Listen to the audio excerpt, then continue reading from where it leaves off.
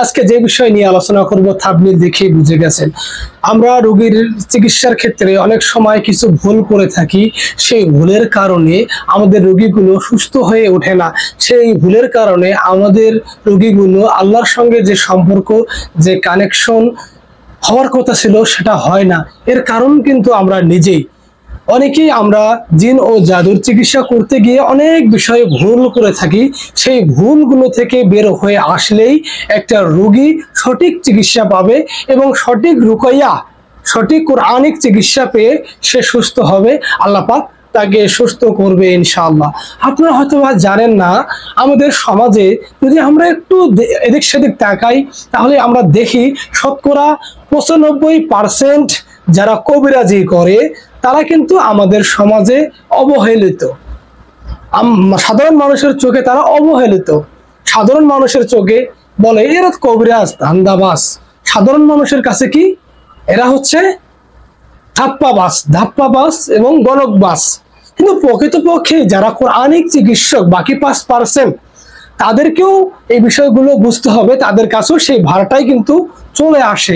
এই জন্য যারা শিরক করে, কুফরি করে, যারা স্পষ্ট দেখছেন আপনি শিরকের মধ্যে সে নিমজ্জিত, স্পষ্ট দেখছেন সে তাবিজের দিকে নিমজ্জিত, সে দেখতেছেন সে বিভিন্ন নকশা করে, সে দেখতেছেন অমুক দিন নির্ধারিত একটা ফিক্সড দিন নির্ধারণ করে আপনাকে রোগী দেখে, সে দেখতেছেন সে ধ্যান রাতের আধারে কোনো এক ঘাটে গিয়ে ধ্যান করে, কোনো এক জঙ্গলে গিয়ে ধ্যানে বসে, তাহলে বুঝে নিবেন সে আল্লাহর সন্তুষ্টি অর্জনের জন্য কাজ করতেছে না, সে জিনদেরকে সন্তুষ্টি অর্জনের জন্য, ইবলিসের সন্তুষ্টি অর্জনের জন্য সেই কুকর্ম, শিরক এবং কুফরি কাজকর্মে নিমজ্জিত। তাহলে এদের কিন্তু ঈমান নেই, মনে রাখবেন। এখানে ফয়সালা তাদের বিরুদ্ধে আমাদের যুদ্ধ। এটাই হচ্ছে আমাদের কোরআনিক চিকিৎসা, এটাই হচ্ছে আমাদের ঈমান, এটা হচ্ছে আমাদের আকীদা, এটা হচ্ছে বিশ্বাস। যারা শিরক এবং কুফরি করবে তাদের সঙ্গে আমাদের কোনো আপোষ নেই। তাহলে সম্মানিত প্রিয় ভাই, আমরা যারা জিন ও জাদুর রোগী দেখি, তো রোগীর ক্ষেত্রে আমরা অনেকেই ভুল করে থাকি। যে ভুলগুলো করে থাকি তার একটি ভুল হচ্ছে, যখন একটা নতুন রোগী আপনার কাছে আসবে তাকে আগে আপনি কিছু প্রশ্ন করবেন। প্রশ্নগুলোর মধ্যে যে প্রশ্নগুলো থাকবে, 1 নম্বর হচ্ছে তাকে বলবেন যে কোথায় কোথায় চিকিৎসা নিয়েছেন, কিভাবে চিকিৎসা নিয়েছেন। সে বলবে যে অমুক অমুক কবিরাজ দেখিয়েছি, তাবিজ ছড়লে আছে, তারপরে অমুক অমুক নকশা, খাসি দিয়েছি, গরু দিয়েছি, এটা দিয়েছি, সেটা দিয়েছি, হ্যান ত্যান কাপড়ের টুকরা দিয়েছি, অমুক 7 ঘাটের পানি দিয়েছি। এই যে এই প্রশ্নগুলো যদি তার মুখ থেকে বের হয় তাহলে বুঝে নেবেন সে শিরকে নিমজ্জিত, সরাসরি শিরক করেছে, সে কবিরাজ শিরক করে তার চিকিৎসা করেছে। এর মানে সে কুফরি চিকিৎসায় আক্রান্ত। এটা আবার কেমন কথা হলো? মানুষ কি কুফরি চিকিৎসা আক্রান্ত হয়? আমি বলবো ভাই হ্যাঁ, মানুষ কুফরি চিকিৎসায় আক্রান্ত হয়। এই আক্রান্ত হয় কিভাবে? আল্লাহ আপনাকে এই দুনিয়াতে সৃষ্টি করেছে, এই আসমান জমিন, হ্যাঁ, সর্বোত্তম রূপে মানুষকে আল্লাহ পাক সৃষ্টি করেছেন একমাত্র তার ইবাদত করার জন্য। এখন সেই মানুষ, যে মানুষকে আল্লাহ সৃষ্টি করলো, যে আল্লাহ তাকে রিজিক দেয়, যে আল্লাহ তার ভাগ্য নির্ধারণ করেছে, যে আল্লাহ তাকে শেফা দিয়ে থাকে, সে তার আল্লাহর কমেন্ট, আল্লাহর দেওয়া বিধান বাদ দিয়ে সে শয়তানের আশ্রয় গ্রহণ করে চিকিৎসা গ্রহণ করেছে। তাহলে কি আল্লাহ রাগান্বিত হবে না? অবশ্যই আল্লাহ রাগান্বিত হবে। আল্লাহ বলবে আমি তাকে রিজিক দেই, আমি তাকে সৃষ্টি করেছি, আমি সবকিছু তার বহন করি, আর সে আমার উপর ডিপেন্ডেন্ট। আমার কোরআন সুন্নাহ বাদ দিয়ে, আমার কোরআন সুন্নাহ বাদ দিয়ে সে চলে গেছে কোনো তান্ত্রিকের কাছে, শিরক করেছে। হ্যাঁ, আল্লাহ অবশ্যই রাগান্বিত হবে। এটা হচ্ছে শিরক কুফরি তে আক্রান্ত, মানে চিকিৎসা নেওয়া মানেই আক্রান্ত হওয়া। অতএব সাবধান। সম্মানিত প্রিয় দেশ এবং দেশের বাহিরে যারা জিন এবং জাদুতে আক্রান্ত, আপনাকে যে কবিরাজেই তাবিজ দিবে, যে কবিরাজেই আপনাকে সুতা দিয়ে আনতে বলবে, সুতা বেঁধে দিবে, অথবা আপনাকে কাপড়ের টুকরা চাইবে, খাসি চাইবে, ছাগল চাইবে, শুকর চাইবে, নাউজুবিল্লাহ, আরো 7 ঘাটের পানি চাইবে, যাই চাওক, এগুলো সবই কুফরি, এগুলো সবই কুফরি চিকিৎসার মধ্যে সীমাবদ্ধ।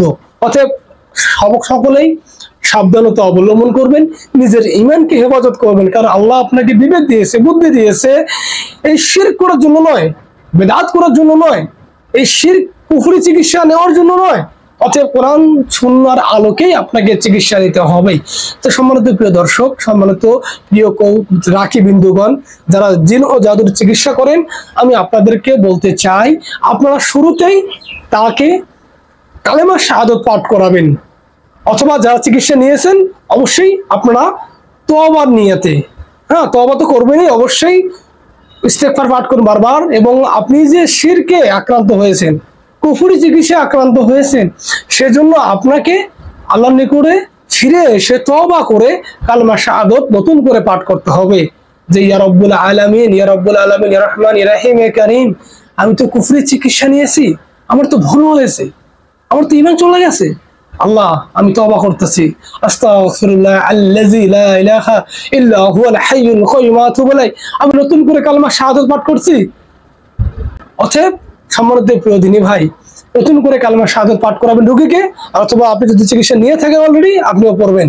অতএব কালেমা শাহাদাত পাঠ করে নতুন রূপে আল্লাহর নিকটে ফিরে আসবেন, তাহলেই আল্লাহ পাক আপনার পূর্বের যত গুনাহ, পূর্বের যত খারাপ কাজ বা কুফরি করেছেন সব আল্লাহ ক্ষমা করে দিয়ে নতুন রূপে আপনি আল্লাহর নিকট লাভের জন্য আল্লাহর আনুগত্য করবেন ইনশাআল্লাহ। তারপরেই সূরা দুখানের 12 নম্বর আয়াত তেলাওয়াত করবেন।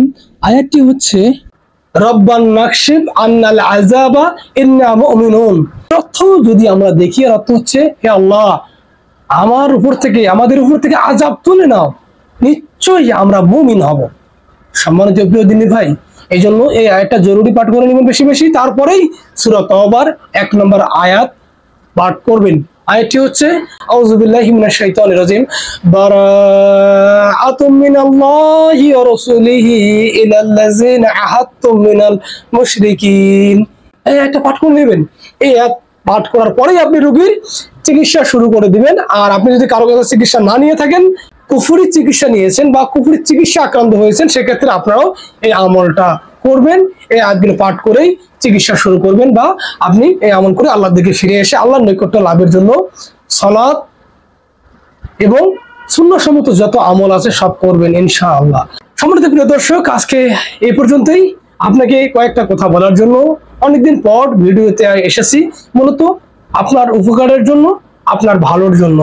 যারা দেশ এবং দেশের বাইরে চিকিৎসা নিতে চান, আমাদের এখানে হোয়াটসঅ্যাপ নাম্বার আছে 01707407078, দেখতে পাচ্ছেন হোয়াটসঅ্যাপ নাম্বার, ইমো নাম্বার, সেখানে যোগাযোগ করবেন।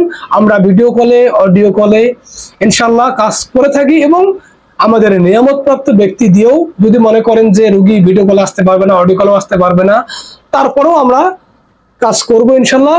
তবে কোনো জিনের সাহায্য ছাড়াই। মনে রাখবেন, জিন দিয়ে চিকিৎসা করা টোটালি নিষেধ, ইসলামী নিষিদ্ধ রয়েছে। এই জন্য জিন দিয়ে যারা চিকিৎসা করে এরা ভুলের মধ্যে আছে আমি মনে করব। আপনারা জিনের আশ্রয় গ্রহণ করে চিকিৎসা করবেন না। আমরা সম্পূর্ণ কোরআন এবং সহিহ হাদিসের আলোকে, কোরআন এবং সুন্নাহ ভিত্তিক চিকিৎসা প্রদান করে থাকি ইনশাআল্লাহ। তো সম্মানিত প্রিয় দিনী ভাই, পরবর্তী ভিডিও পাওয়ার জন্য অপেক্ষা করুন ইনশাআল্লাহ। আজকে আপনাদের মাঝে এখানেই। সুবহানাকাল্লাহুম্মা ওয়া বিহামদিকা আশহাদু আল্লা ইলাহা ইল্লা আনতা আস্তাগফিরুকা ওয়া আতুবু ইলাইক।